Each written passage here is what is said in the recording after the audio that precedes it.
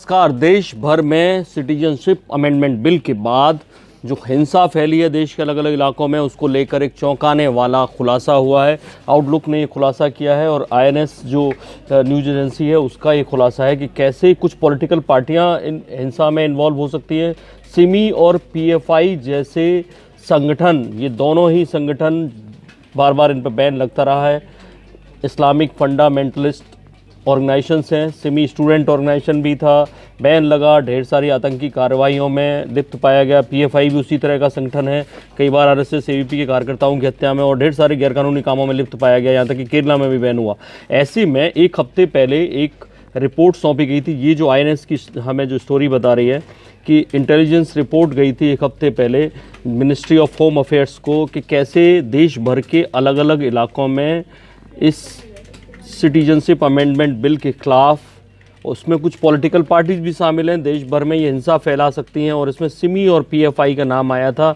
और ये last week की रिपोर्ट मिली थी और उसके बाद सरकार ने इसमें बताया कि कुछ पॉलिटिकल पार्टियां भी, जो मिनिस्ट्री के सोर्सेज बता रहे हैं इस रिपोर्टर को कि कुछ पॉलिटिकल पार्टियां इन्वॉल्व हैं, जिनके नाम यहाँ पे इन लोगों ने नहीं बताया, जानबूझकर छुपाए हैं क्योंकि उनकी जाँच की जा रही है। ऐसे किसी का नाम लेना ठीक नहीं है, लेकिन उन्होंने सीधे सीधे बताया कि जो स्लीपर सेल्स हैं इन दोनों संगठनों के, पीएफआई यानी पॉपुलर फ्रंट ऑफ इंडिया और Student Islamic Movement of India, इन दोनों के जो स्लीपर सेल्स थे वो एक्टिव किए जाएंगे और देश में जगह जगह इस तरह के दंगे या हिंसा भड़काई जा सकती है और वाकई में वैसा ही हो रहा है। ऐसे में सवाल ये भी उठता है कि फिर होम मिनिस्ट्री ने क्यों कुछ नहीं किया।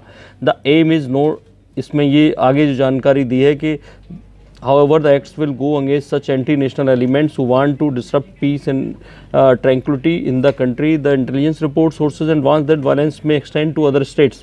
ये साफ साफ बोल रहे हैं, पीएफआई की बात कर रहे हैं कि ये कौन किस तरह का संगठन है, कहाँ कहाँ कैसे कैसे काम करता था, कब कब इस पर बैन लगाया गया। सेम सिमी के बारे में ये रिपोर्ट बता रही है, सिमी को कब कब बैन किया गया। इसमें होम मिनिस्ट्री ने ये किया कि मंडे को उन्होंने जो एडवाइजरी पिछले मंडे को भेजी सारी यूनियन टेरिटरीज और स्टेट्स को और उनसे कहा कि इस बारे में एहतियात के कदम उठाए जाएं, लॉ एंड ऑर्डर मेंटेन किया जाए। यानी ये जो अलग अलग स्टेट्स थी उनको ये सब जानकारी थी कि इस तरह की कोई रिपोर्ट आई है, देश भर में इस तरह का कुछ काम हो सकता है और ये जो एक्ट बन गया सिटीजनशिप अमेंडमेंट एक्ट, उसको लेकर ये एडवाइजरी दी गई थी और तमाम सारे कदम भी उठाए गए थे। उसके बावजूद ये हिंसा हो गई। अब इसकी जांच होगी क्योंकि इसमें कहीं ना कहीं स्टूडेंट्स को इन्वॉल्व किया जा रहा है, स्टूडेंट्स को फंसाया जा रहा है।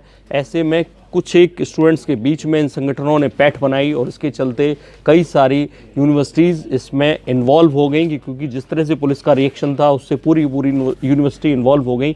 ऐसे में अब एक एक वीडियो जो शेयर हो रहा है सोशल मीडिया पे, उस सब की जाँच होगी। हर शहर में जितने भी प्रोटेस्ट हुए हैं और ख़ास तौर पर जहाँ पर हिंसा हुई है, होम मिनिस्ट्री एक एक वीडियो की जांच करेगी। उसके बाद तय में जाएगी कि सिमी और पीएफआई के लोग यहां पर मौजूद हैं कि नहीं। मैं आपको बता दूं कि ये रिपोर्ट रजनीश सिंह हैं, रिपोर्टर आईएनएस के, उन्होंने ये रिपोर्ट फाइल की है। बाकी बड़ी खबरों के लिए देखते रहिए इंडिया न्यूज़, सब्सक्राइब करें इन खबर। थैंक यू, नमस्कार। इन खबर चैनल को सब्सक्राइब करें और बेल आइकन दबाना ना भूलें।